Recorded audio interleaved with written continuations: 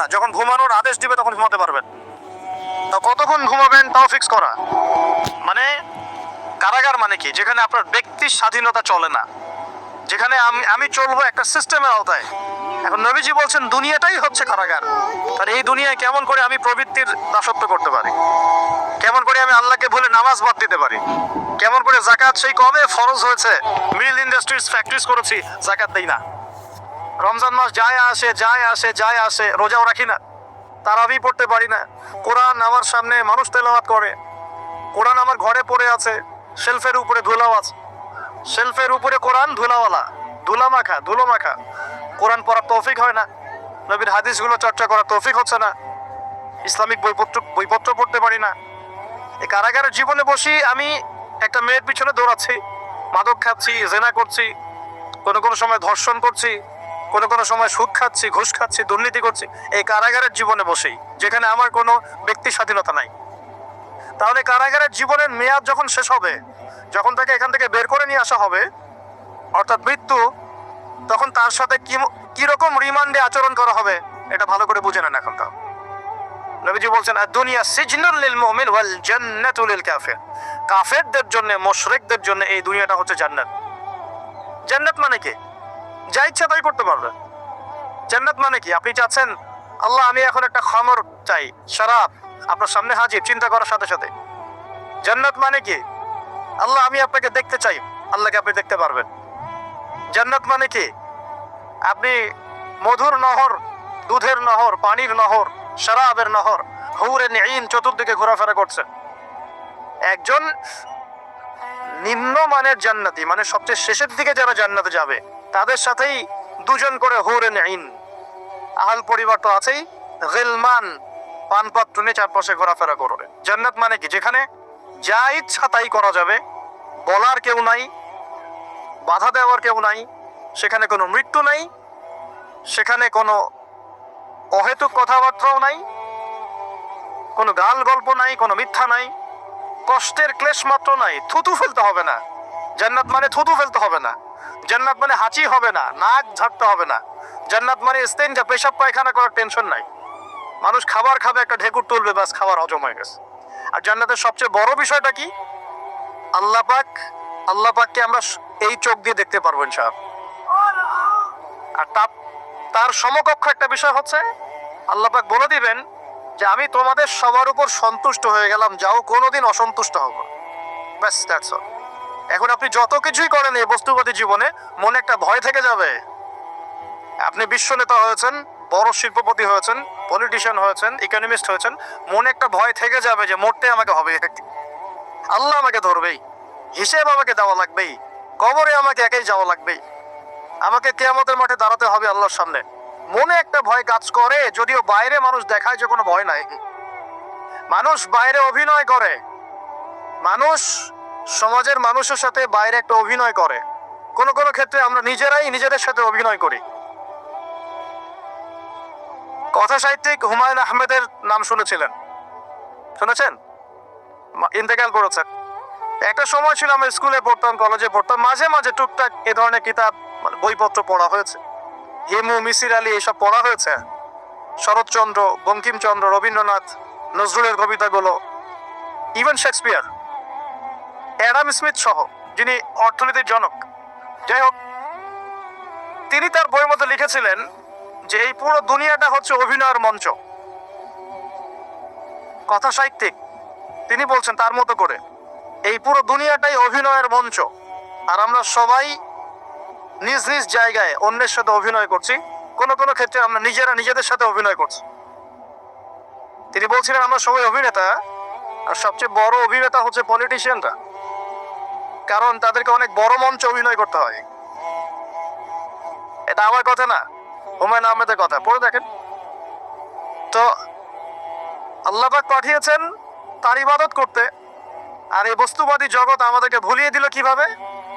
কয়েকটা প্রলোভন দিল। প্রথম প্রলোভন হচ্ছে টাকা, তারপরে জীবনে কি করব প্রতিষ্ঠিত হওয়ার চিন্তা, তারপরে চাই আরো চাই এই একটা আকীদা দর্শন, তারপরে আমার স্ত্রী সন্তান আহাল পরিবারের কি হবে, আর আরেকটা দর্শন আছে, এটাকে বলে চারবাক দর্শন।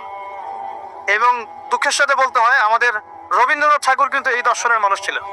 4 ভাগ কিরকম?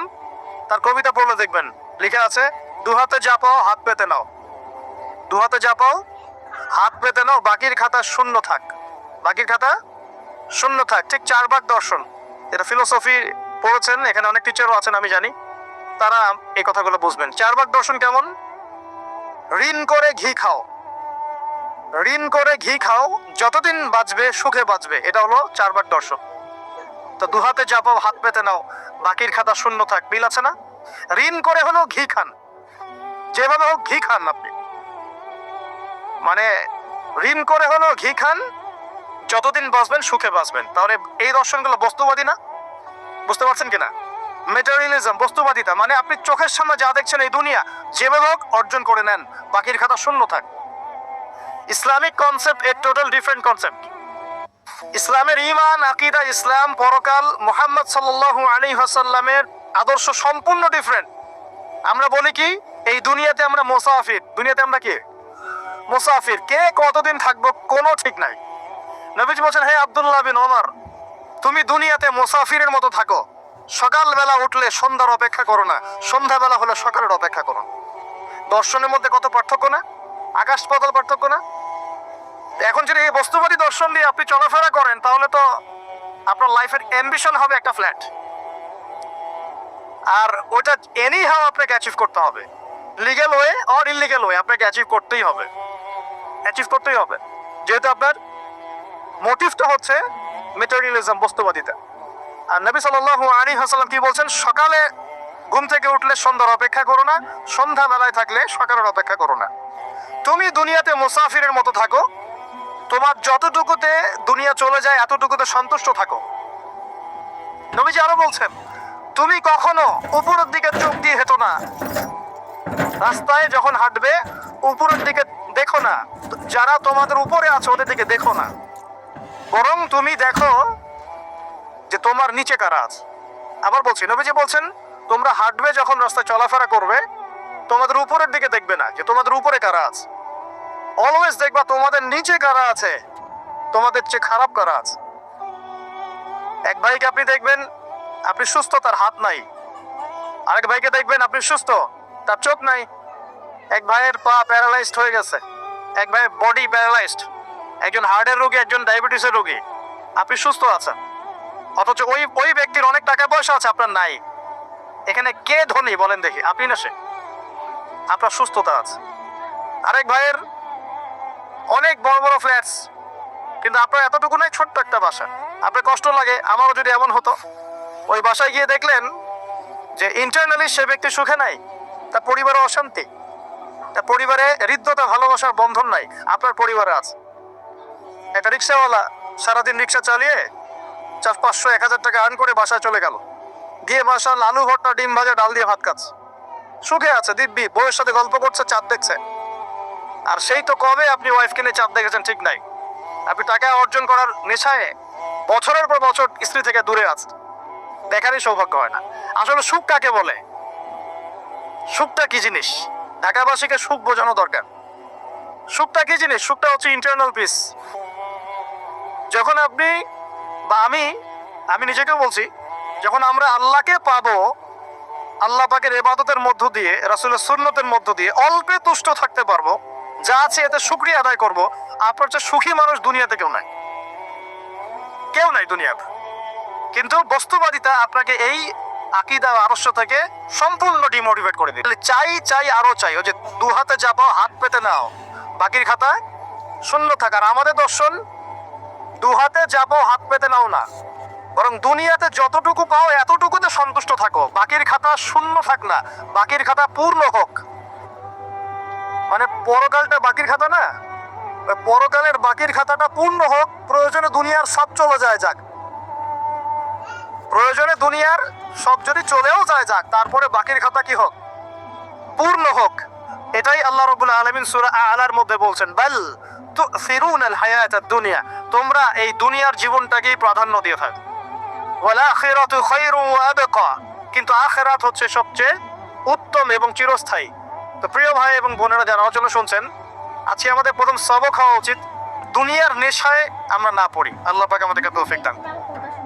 এর মানে এই না আমরা দুনিয়ার প্রোগ্রেসে যাব না, অবশ্যই যাব, আমরা অবশ্যই যাব। পুরো নেশন জাতিগতভাবেই আমাদেরকে এই ওয়ার্ল্ডের সমকক্ষ তো হতে হবে, হবে কি না?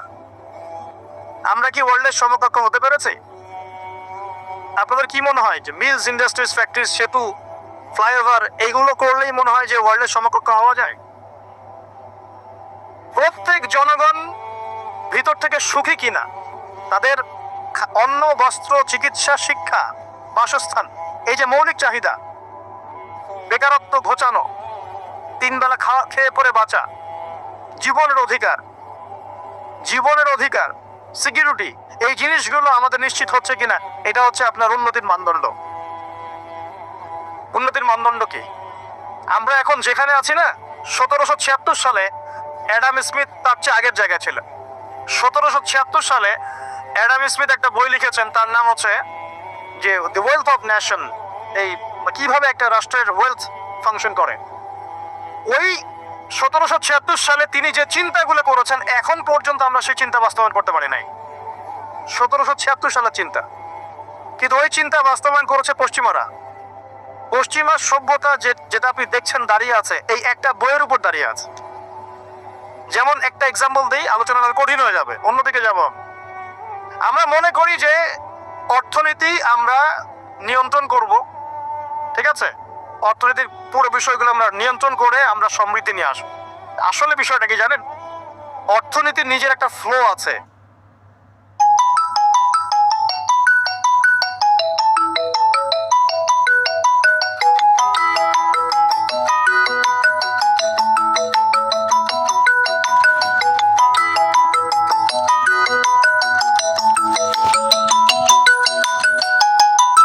থাকে অদৃশ্য হাত, যেটা আমরা বলি আল্লাহ রাব্বুল আলামিন।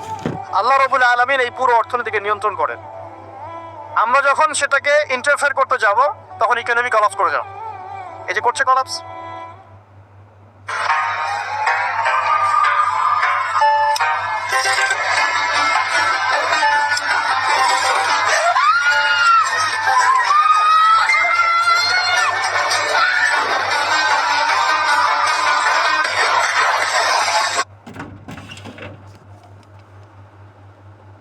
করছে কলাপস।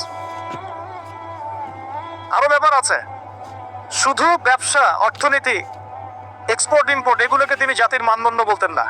তিনি বলতেন যতক্ষণ পর্যন্ত জাতির প্রত্যেক ব্যক্তির মধ্যে এথিক্স না আসবে, নীতি যতক্ষণ পর্যন্ত না আসবে, আপনি করাপশন থামাতে পারবেন না। তাই হয়েছে না? শুধু ব্যবসা না, আদর্শ কতটুকু আছে? এই যে আপনি দেখছেন বিভিন্ন জায়গায় ভেজাল খাবার খাওয়াচ্ছে, ওদেরকে টাকার অভাব আছে? ওদের টাকার কিন্তু অভাব নাই। নেম ফ্রেমের কোনো ঘাটতি আছে? এস্টাবলিশড বিজনেস, তাহলে কেন আপনাকে ভেজাল খাওয়াবে? কারণ তার মধ্যে এথিক্স নাই, নীতি নাই। এই জন্য জাতির প্রত্যেক সদস্যকে, মানে প্রত্যেক জনগণের প্রত্যেককেই আগে নীতিগত শিক্ষা দেওয়া উচিত। আর এই কাজটাই করে ইসলাম, বলে সুবহানাল্লাহ। এই এথিক্স এবং নীতি শেখায় কে? ইসলাম। ইসলামের চেয়ে সার্বজনীনভাবে এবং যুগোপযোগীভাবে কেউই এথিক্স শেখাতে পারবে না। কাগজে কলমে অনেকে অনেক কথা বলতে পারে, প্র্যাকটিক্যালি শেখাবে কে? ইসলাম। এখন বলতে পারেন তাহলে মুসলিমদের মধ্যে দুর্নীতি কেন, মুসলিমদের মধ্যে কেন এই সমস্যাগুলো হয়? উত্তর একটাই, ওই যে স্যার বলে গেলেন, আমি বিভিন্ন ওয়াজে যে এক এক জায়গায় এক এক কথা বলে। উত্তরটা কি? উত্তরটা হচ্ছে যে কোরআন এবং সুন্নাহর সঠিক যে শিক্ষাটা আছে, এই শিক্ষাটা আমরা অনেকেই বাস্তবায়ন করতে পারছি না। এটা আমাদের ব্যর্থতা। এটা কাদের ব্যর্থতা? এটা আমাদের ব্যর্থ। এখানে আমাদের ব্যক্তির স্বার্থ থাকতে পারে, এখানে আমার জ্ঞানের স্বল্পতা থাকতে পারে, আমার ভিতরে অহংকার থাকতে পারে, বা আমি অল্প শিক্ষিত হতে পারি, এবং এমন হতে পারে আমার জ্ঞানটা যুগোপযোগী না। ইসলামিক জ্ঞান আমার মধ্যে আছে, কিন্তু কিভাবে এই জ্ঞান দিয়ে ওয়ার্ল্ডকে ডিল করবো, এই জ্ঞানটা আমার মধ্যে নাই। এই কারণে আমরা হয়তোবা ইসলাম, কোরআন সুন্নাহ হাতে থাকার পরেও এই সমস্যাগুলো ফেস করছে। প্রথম সমস্যা হচ্ছে বস্তুবাদিতা। আল্লাহ পাক আমরা সবাইকে, যারা আলোচনা শুনছি, দুনিয়ার প্রেমিক হওয়া থেকে বাঁচাক বলি আমি। দুনিয়ার প্রেমিক না, প্রেমিক হবো কার? আল্লাহর আখিরাতের। কতটুকু দাম আছে দুনিয়ার? আল্লাহ পাক বলছেন একটা মাছির পাখার সমানও না। একটা মাছির পাখার কি দাম আছে আপনার কাছে? আল্লাহ পাক বলছেন পুরো দুনিয়ার দাম আমার কাছে যদি একটা মাছির পাখার সমান হতো, তাহলে এই দুনিয়াতে কোনো কাফের মুশরিক পানি পান করতে পারতো না। তার মানে এই দুনিয়াতে যা করো করো, আমার তো কোনো দামই নাই দুনিয়া, কালকেই তো আমি দুনিয়া ধ্বংস করব। আর ওই যে দুই জাতির কথা বললাম, জিন এবং মানব জাতি, আপনারা সূরা আর রহমান পড়বেন। রহমান নামটা অনেক ব্যাপক, দয়াময়ের নাম, তার মানে আল্লাহ পাক মার্সিফুল, মোস্ট মার্সিফুল। কিন্তু এই সূরা আর রহমানেই একটা ভয়ঙ্কর আয়াত আছে, কি সানাফরুগু লাকুম আইয়ুহাস সাকলান, হে মানুষ এবং জিন, হে মানুষ এবং জিন, শীঘ্রই আমি তোমাদের দুইটা জাতিকে ডিল করার জন্য ফারেক হচ্ছি, অপেক্ষা করতে থাক। মানে আল্লাহ পাক কুল্লু ইয়াউমিন হুয়া ফি শাআন, মানে আল্লাহ পাক কি করেন, সব সময় তার কাজে ব্যস্ত আছেন। মহাবিশ্বের তো গ্রহ নক্ষত্র গ্যালাক্সির অভাব নাই, মাখলুকের কোনো অভাব নাই। আল্লাহ পাক প্রত্যেকটা মুহূর্তেই তার কাজে ব্যস্ত আছেন, তার কাজে শানে ব্যস্ত আছেন। কিন্তু এই ব্যস্ততা থেকে ফারেক হবেন কাদের জন্য? মানুষ আর জিনের জন্য। সুবহানাল্লাহ, মানুষ আর জিনের জন্য। আল্লাহ পাক বলেন সানাফরুগু লাকুম আইয়ুহাস সাকলান, দাঁড়াও, দুনিয়ার মধ্যে এইসব করে বেড়াচ্ছ, তোমাদের দুই জাতির জন্য আমি অচিরে ফারেক হব ইনশাআল্লাহ। ওইটাই হলো কিয়ামতের দিন। যদি ওই দিনটা আমরা মাথায় রেখে চলি, ইনশাআল্লাহ আমরা কেউ বস্তুবাদী হব না ইনশাআল্লাহ।